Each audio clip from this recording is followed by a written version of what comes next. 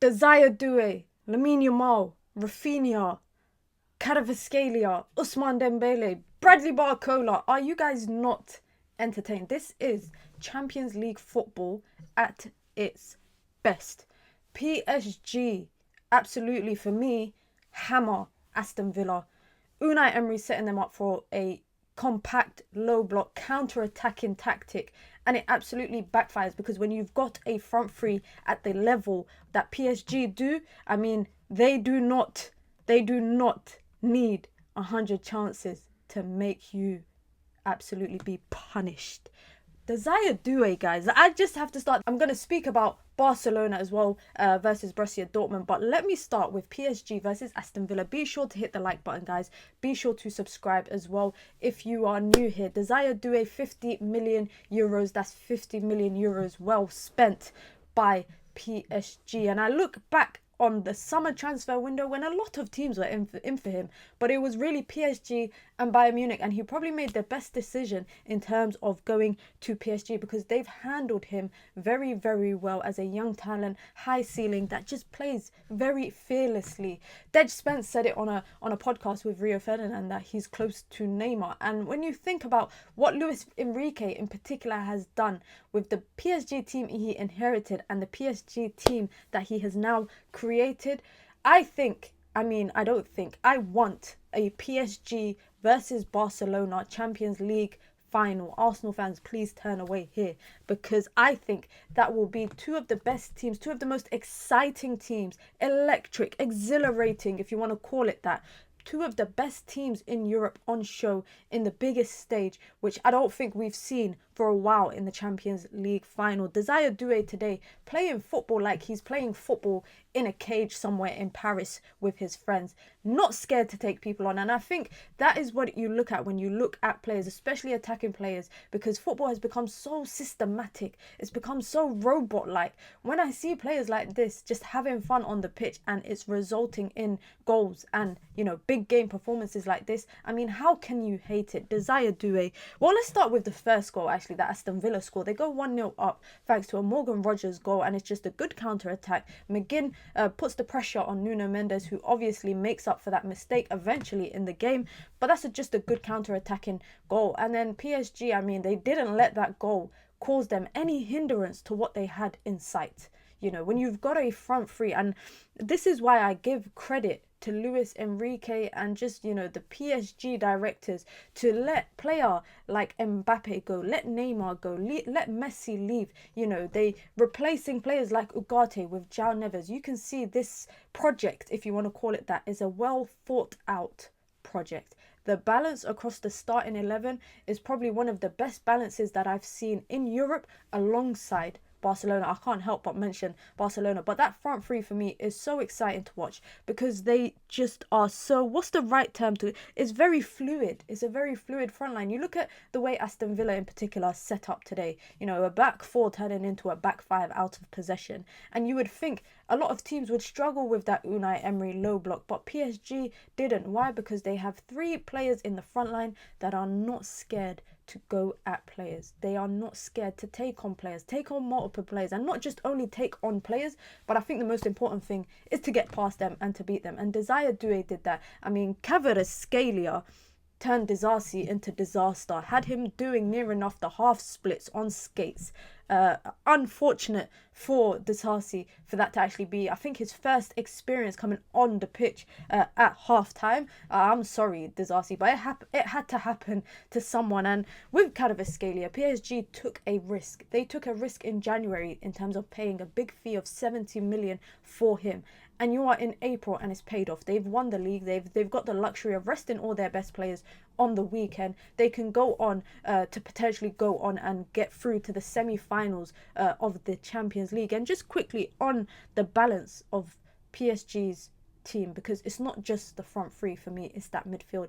Fabian Ruiz, I think, goes under the radar a lot because with no Fabian Ruiz, Vitinha and João Neves cannot perform at this exquisite level they're performing at. Vitinha is one of the best midfielders. Like, he's top 5 in Europe for midfielders. I think we need to have that conversation. He's shown it time and time again over the last couple of months, this season in particular as well, for PSG. And it's crazy to think just a couple of months ago, PSG were potentially on their way to get eliminated from the Champions League. They won the last game of the league phase to qualify for the Champions League, gone on to beat Liverpool, now beaten Aston Villa on their way to a semi-final. And for me, I have to see, guys, a PSG Barca final. I have to see it. You know, back when the draw first happened, I wanted a Barca Real Madrid one, but in the early stages of the knockout rounds, I changed my mind. Sorry, Arsenal fans. Sorry, Real Madrid fans. Sorry, Inter fans, who I think could have a fair chance against Barcelona as well. But I think we need to see two of the best attacking teams in Europe go up against each other. Just quickly on PSG as well, because like I said, I feel like Aston Villa, when you defend, I mean, there was parts of the second half, the latter stages of the second half, Aston Villa were defending with a back six, guys, a back six. That was, for me, a team that was happy to take that 2-1 result and try and get something at home in a Champions League match. I mean, it's always 50-50 at that chance. But PSG, one thing I rate them, they did not let that first goal be a hindrance. And listen, Desire Doue, please respect the kid, guys. Respect the kid. Bradley Barcola as well. Zaire Emery. That's why when I name these young talents that PSG have, a lot of credit goes to Luis Enrique and the way that he's worked with them. A player didn't work in the team, that's fine. We'll sell him and buy a better player. And that's exactly what they did across the team until Luis Enrique had the opportunity to create the team that he wanted to create. And that's this PSG team. And like I said, guys, are you not entertained? Because I definitely was. I'm watching Barcelona against Dortmund at the same time as I don't know what screen to watch. I'm struggling to keep up. I'm trying to watch both games at the same time because Barcelona are the best team in Europe. Easily. I think they will go on to win La Liga. I really do think. I think that they will go on to win the Copa del Rey. They've won the Super Cup already. And I have to speak about another exciting winger. At the age of 17, should not be doing the things that he is doing this season on the big stage. Champions League, La Liga, you know, he's so confident at this age. And that's Lamine Yamal, if you guys didn't realise who I was talking about. Raphinha getting 2 assists and a goal. I mean, the goal, you can argue, he should have just let that go in and let it go to Kubasi. But again, Barcelona have a core of young players of great talent, immense talent. Kubasi, Pedri. I don't think today was Balde's best game, but they also, on the other side, they got a good player in Kunde. They've got the veteran that is Lewandowski today, turning the clocks back, 2 goals in the Champions League. He's saying, when you're talking about the best 9s in Europe, don't forget me, because I know a lot of people are forgetting his name in those conversations, but you can't forget it after a 4-0 victory over Dortmund. For me, I knew this fixture, I'm sorry, Dortmund fans, I knew the fixture was open from, the fixture was over before it even started, just because I feel like toe-to-toe, blow for blow, Dortmund cannot match up with Barcelona. They cannot do it. They will need a miracle going into the next leg to get a result. Scoring 5 goals at home, I don't think it's possible given their form this season. If they just bow out gracefully at this stage, that might be the better option. But I have to speak about Pedri as well. Just another player that consistently giving you 8 out of 10 performances. You see, I hate kind of putting players up against each other because people love to put him and Bellingham up against each other. But today, Pedri didn't have to be on the score sheet. He didn't have to create an assist to have an impact across the game for about 80 minutes for Barcelona. He did not have to do that. In comparison, you think back to last night and, you know, Arsenal versus Real Madrid, and you think about Vinicius, you think about Bellingham, Rodrigo, Mbappe, nil impact. On the big stage, when your team needs you to do it, you can't do it. And that's why I'm saying today's Champions League football is primetime Champions League football, because respect to Arsenal for what they did to Real Madrid, but I said going into the game, Arsenal can beat Real Madrid because of how poor. I don't think Real Madrid have been as good as maybe what people expect them to be. And at this stage of the season, I think the only thing working in their favour, especially in a fixture against Arsenal, is the name Real Madrid. It carries a lot of weight in Champions League. They are not, 15 times or what champions for absolutely no reason. But when you're talking about wide players, attacking players that grab the game by the scruff of the neck and make the change, make a difference, you saw it tonight. Doue.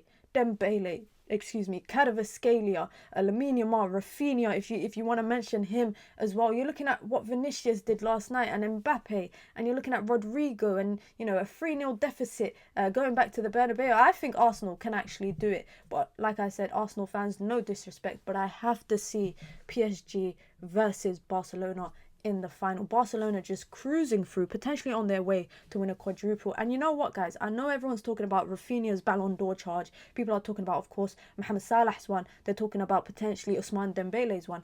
But if Barcelona, if they go on to win every possible silverware in the first year under Hansi Flick, let it be known that Lamine Yamal has won multiple trophies in one season. I'm saying potentially, but he's coming off the back of a Euros, then potentially a Champions League, and potentially a La Liga, won the Super Cup, potentially Copa del Rey. I think Barcelona will absolutely blow over Real Madrid in the Copa del Rey final, like they did twice already this season, and they still got an El Clasico in the La Liga to go. I think it's like the second to last game, or potentially the last couple of weeks of the league could be wrapped up with an El Clasico wonder match, if you want to call it that. But let it be no secret, football potentially is in safe hands when you've got these exciting players. This is what I like to see. Football, I feel like, has become so systematic, especially like the Premier League. And it's the fingerprints of Pep Guardiola all over it. Everybody wants to be a system-based team, but sometimes just have exciting players that are clearly ballers, as we like to call it, that have tech, that have flair,